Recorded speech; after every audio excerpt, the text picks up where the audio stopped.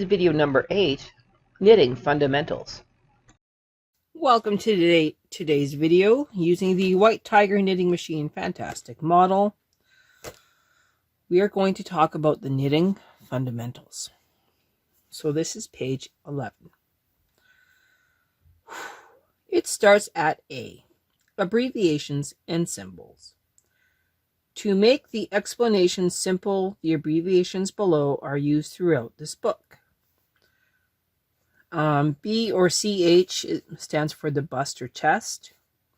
W is waist, H is hip, L is line, AH armhole, N neck, NO neck opening, NP neck point, D depth, WD width, LG length, BP bust point, BS back shoulder, STR straight, SS shoulder slope, UA underarm, ST stitches, R rows, INC increase, DEC decrease, ER every row, EOR every other row, TS time, IXY increase or decrease one stitch every xth or y times. This line here means fold. The arrow means knitting direction. IN inches, NDL needle. Finishing, weaving, and sewing. Let's read. This is B. In most cases, it is recommended to finish knitting with the carriage on the left side, because it is convenient to finish your garment using the yarn. Binding off. After you have finished knitting, and to bind off the stitches, take off the stitches on a double-pointed hand knitting needle, inserting the needle tip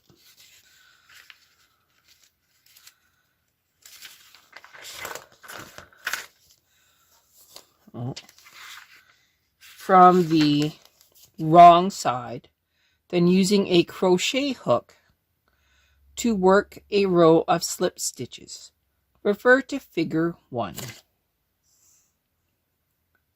of the previous page. Ew. So this is figure 1, where it says to remove the stitches on the double-ended needles. Can you see that? There you go. Double-ended needles. Now there is a winding method. Oh, the winding method is the back stitch that I showed you in the cast-ons. So thread a tapestry needle with the yarn 3 times as long as the width of the garment on the machine. Insert the needle through the edge stitch from front to back. That's figure 1.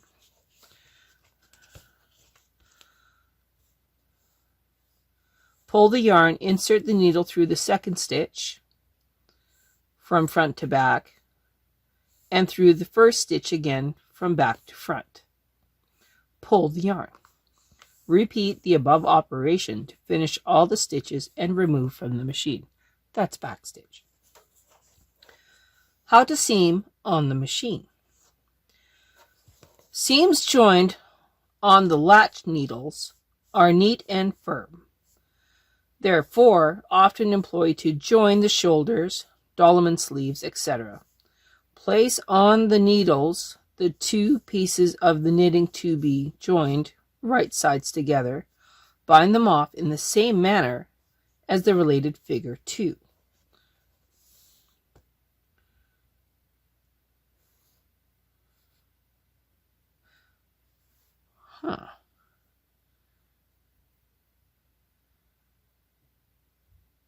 Okay. I think I'll show you that soon. To bind off in rib stitches, so if you have latched them up, for instance, for knit 1, purl 1 ribbing, finish your work with the carriage on the left side, take off the stitches on a double pointed hand knitting needle, Break your yarn, leaving the length 3 times the width of the garment on the machine. 2 stitches on each end are usually knit stitches. Thread a tapestry needle with the yarn. Following figure 1, insert the tapestry needle through the first and the second stitches from the wrong side. Pull yarn. Insert the tapestry needle through the first stitch again from front to back to the third stitch from front to back. Pull yarn.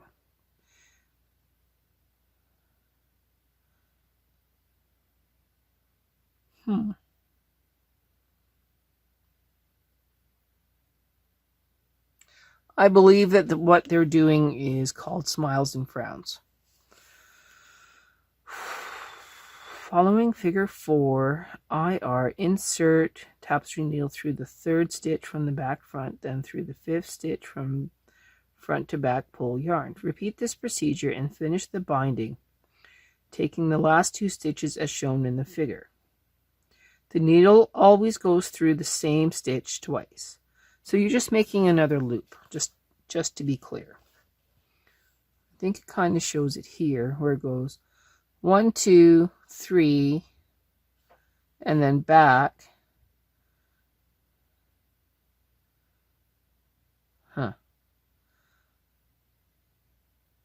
Yeah, this looks like smiles and frowns to me. Repeat the procedure, binding, taking the last 2 stitches as shown in the figure. The needle always goes through the same stitch twice. How to finish 2 by 2. So this would be 2 by 2. This one was 1 by 1. Yeah. Okay, so for 1 by 1, it was smiles and frowns. So for 2 by 2, number of stitches of multiple of 4 stitches, adding 2 stitches is used to have 2 knit stitches on each end.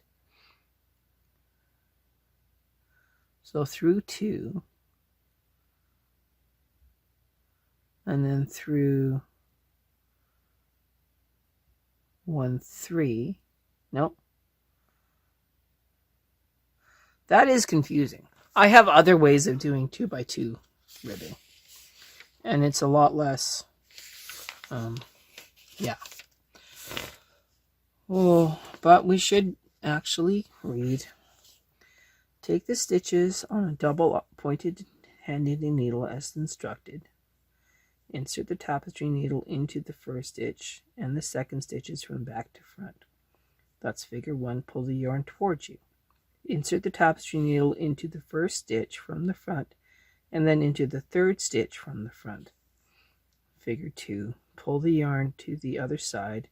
Referring to figure 3, insert the tapestry needle into the second stitch from front and then skipping the third and fourth purl stitches to the fifth stitch from back to front. Pull yarn. Referring to figure 4, insert the tapestry needle into the third stitch from back to front and then into the fourth stitch from front to back. Pull yarn. Insert the tapestry needle into the fifth stitch from the front and then the sixth stitch from the back to the front. Pull yarn. Insert the tapestry needle into the fourth stitch from the back to the front and then into the seventh stitch from the front to the back, skipping the fifth stitch and sixth stitch. Pull yarn. Insert the tapestry needle into the sixth stitch from the front to the back and then the ninth stitch from the back to the front. Pull yarn. Repeat operation from D to G. If that makes sense to you, do that. It doesn't make sense to me. Now, this is interesting. We have joining seams. Measure the yarn 3 times as long as the seam to be joined. Thread the tapestry needle. Hold the 2 pieces of the garment with the right sides out and the edges closely side by side. Pass the tapestry needle between the first and second stitch, picking up the crossing yarn. So it's talking about the little oh, how can I show this to you? Okay, so when you have a stitch right? And this is the actual stitch, and you pull. This ladder here is what you are going to grab. And you're going to actually grab it from the front. So from the front of the work, you are going to grab that little ladder that is in between the two stitches. I know it's really not easy to see on pink, but you're going to grab, basically it's kind of like the purl bump, but it's in between the two stitches. So we usually call that a ladder. And if you did do this seam where you're grabbing that little ladder from the front, that's number one, your seam will be virtually invisible. It is quite unique. So let's just read it. Thread the tapestry needle, hold the two pieces of the garment with right side out and the edges closely side by side. Pass the tapestry needle between the first and second stitch, picking up the crossing yarn. Pick up the crossing yarn from the opposite side in the same manner. Repeat above operation, pulling the yarn every row, and then to make a neat seam, that's figure 1. Another way to do it is to flip it over to the back, and you're just going to grab the purl bumps back and forth. So let's read the purl bumps. Okay, there's a lot of words. It just says another way of seaming for the gathered garment or when sewing the purled side out is shown in figure 2. So you're just grabbing purl bump of the top one, purl of the bottom, and then going up and down, and then pulling. It goes pretty fast. Part 7. Take off the stitches of both pieces on respective double pointed hand knitting needles. Hold the two pieces stockinette close together with the right side out. Break the yarn, leaving the length 3 times the width of the garment on the machine. Oh. Okay. This makes the appearance of it being really confusing, but it's really not. If you look here, you're going through 2 up to the first one, and then you're coming back. Yeah, okay, so you're going through 2 stitches, going up,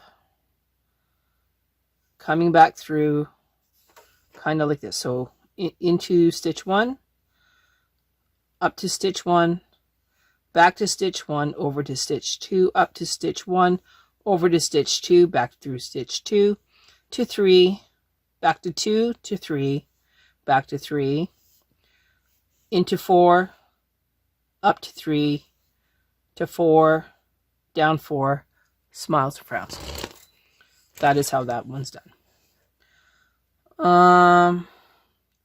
Weaving purled stitches.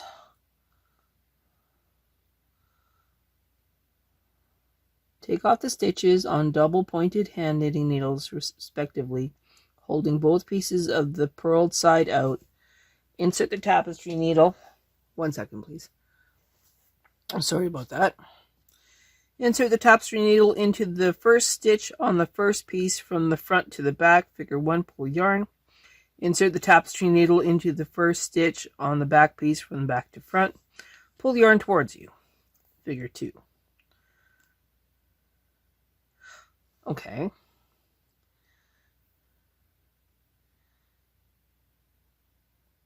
Oh, I get it. So in the case of this one, you are knitting a stocking, a front to a back, so that the purl stitches are showing, kind of like if you did a unique border. Okay, insert the tapestry needle into the first stitch on the back piece from the back to the front. Pull yarn towards you. That's figure 2. Insert the tapestry needle into the first stitch on the front piece again from back to front, and then to the second from front to back. Figure 3. Pull yarn. Insert tapestry needle into the first stitch on the back piece again from front to back, and then to the second stitch from back to front. Pull yarn. Figure 1. Repeat the above operation across. Making a double hem. Following is one of the ways of making double hems, such as a cuff. Lower edge of dresses or jackets when it is worked at the end of the garment. Cut your yarn, only leaving 2.5 times the width of the garment on the machine. First of all, turn the hem into the wrong side, then referring to figure 1, insert the tapestry needle into the first stitch on the hem of the back. To the front, pull yarn towards you. Insert the tapestry needle into the first purled stitch of the garment from underneath to upward. Pull yarn, insert tapestry needle into the second stitch from the top to downward. Pull yarn through figure 3. So, into its first stitch, and then into the ladder of the opposing direction, and then back into the first stitch, over to the second stitch, up to the second ladder, and then down and repeat. That's pretty cool. And that is all that says. Okay. Joining stitches and side edge. Yeah, we just read that. Okay, so that was just seaming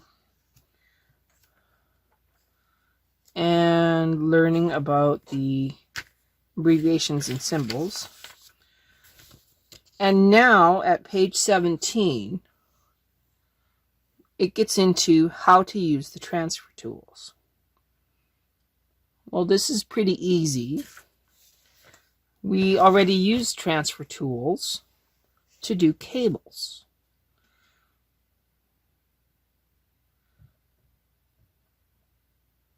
So why don't we pick up transfer tools,